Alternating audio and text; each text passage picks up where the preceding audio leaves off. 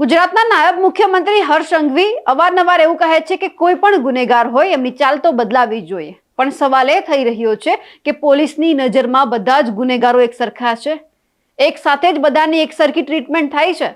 કારણ કે અવારનવાર એવું જોયું છે કે ઘણા બધા આરોપી એવા છે, ઘણા બધા ગુંડાઓ એવા છે કે જેમને છાવરવામાં આવે છે। હવે સવાલ તો એ પણ થઈ રહ્યો છે કે જ્યારે બગદાણાની બબાલ સામે આવી અને એ જ સમય દરમિયાન જે પીડિત છે, જે ફરિયાદી છે, એવું કહે છે કે મને આ લોકોના કહેવાથી માર મારવામાં આવ્યો છે, તેમ છતાં કોઈ જ કાર્યવાહી નથી થતી। આરોપીઓ પકડાય છે, જેલના હવાલે પણ થાય છે, તો સામે પક્ષે જે પીડિત છે એમના પરિવારને પોલીસ બોલાવે છે પોલીસ સ્ટેશન અને પછી ધમકાવે છે। આવું એક નિવેદન સામે આવ્યું છે, એટલે સવાલ છે અહીંયાથી ચોક્કસ ઊભા થઈ રહ્યા છે। નમસ્કાર, આપ જોઈ રહ્યા છો નિર્ભય ન્યૂઝ અને હું છું આપની સાથે રિદ્ધિ।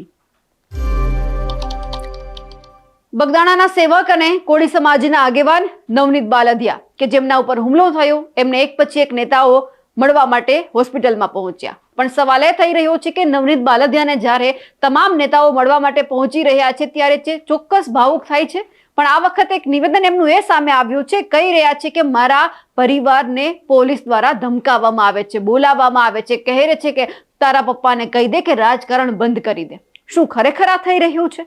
આ સવાલ અહીંયાથી એટલા માટે ઊભો થઈ રહ્યો છે કારણ કે જે આ પીડિત છે એમણે જૂનાગઢના સાંસદ હોય કે પછી આપણા મંત્રી હોય કુંવરજી બાવળિયા, એમની જ સામે સવાલ ઉઠાવ્યો છે કે જ્યારે રાજેશ ચુડાસમા છે, કુંવરજી બાવળિયા છે, જે આ પીડિત જે વ્યક્તિ છે નવનીત બાલદિયા એમને મળવા માટે જાય છે ત્યારે એવું કહે છે કે પોલીસ દ્વારા મારા પરિવારને બોલાવવામાં આવે છે, મારી પાછળથી નિવેદન લેવા માટે બોલાવવામાં આવે છે, ધમકાવવામાં આવે છે।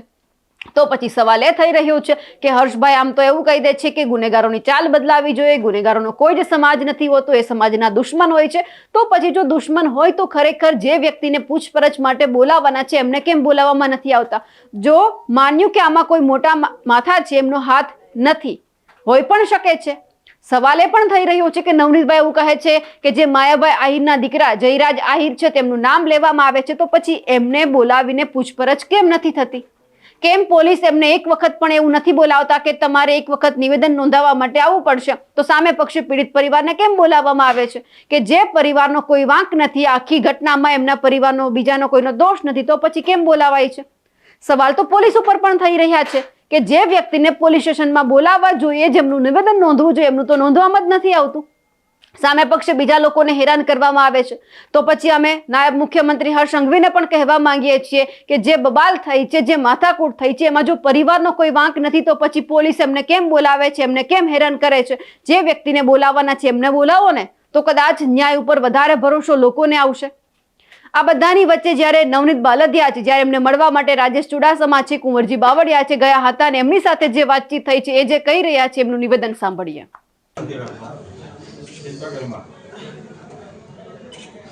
પોલીસ વાળા અમુકના મારા પરિવારને બોલાવીને ઉલટું સીધું પૂછે। કાલે મારા છોકરાને બોલાવ્યો હતો, એ અમે વાત કરી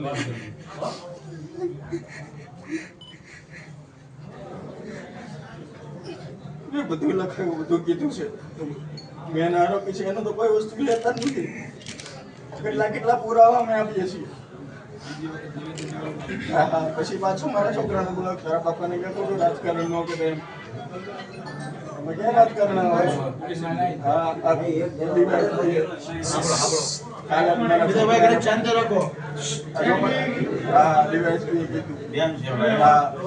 પૂછો મારા છોકરો જો અહીંયા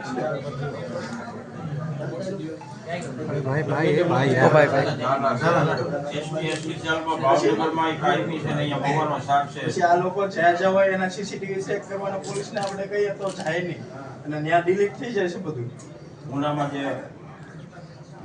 બિહારના સેલમેન છે ને એના ભાઈ છોકરી પરિવાર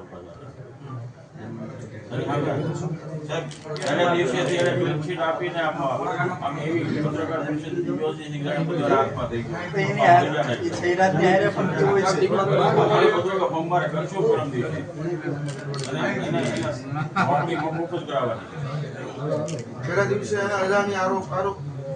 તરીકે જાહેરાત કરતી હતી, તપાસ કર્યા વગર તપાસ બરોબર ડાયરેક્ટ કહી દીધું કે ભાઈ અજાણ્યા શખ્સો આ ભાઈ શખ્સોના નામે પાછળ થાય સાહેબ પાસે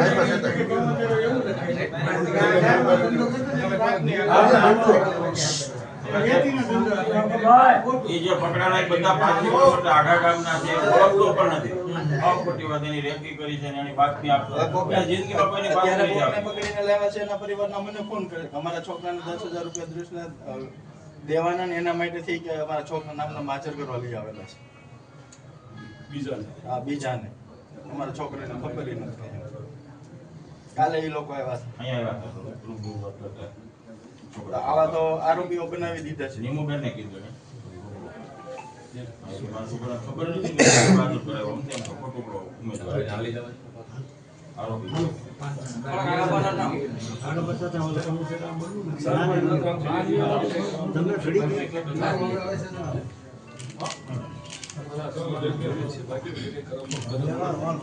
અમે બહુમાં આપણે હર્ષ સંઘવીને પણ સાંભળી લઈએ કે એમણે એવું કહ્યું હતું કે ગુનેગારોની ચાલ તો બદલાવી જોઈએ. ગુનેગાર છે કોઈ સમાજના નથી હોતા, સમાજના દુશ્મન હોય છે, તો પછી ગુનેગારો સાથે આટલી મિત્રતા કેમ થઈ રહી છે? જે વ્યક્તિનો વાંક છે એમને કેમ પોલીસ છે કોઈ નિવેદન નોંધવા માટે પણ નથી બોલાવતી? સૌથી પહેલા હર્ષ સંઘવીને પણ સાંભળીએ.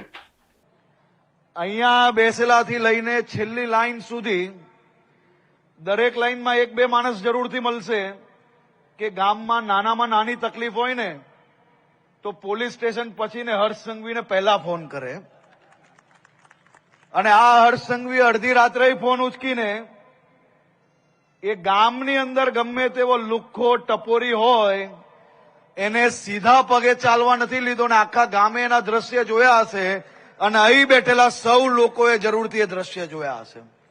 અને આજે સમાજના સૌ આગેવાનોએ જ્યારે એમાં મક્કમતાથી રાજ્ય સરકારની આ મુહિમને, મુખ્યમંત્રીશ્રીની આ મુહિમને જો તમે સૌએ સિક્કો લગાડીને કીધું કે હજી વધુ કડકાઈથી કામ લો, તો અમે તો હજી એ વધુ કડકાઈથી કામ લેવા માટે હંમેશા તૈયાર છીએ.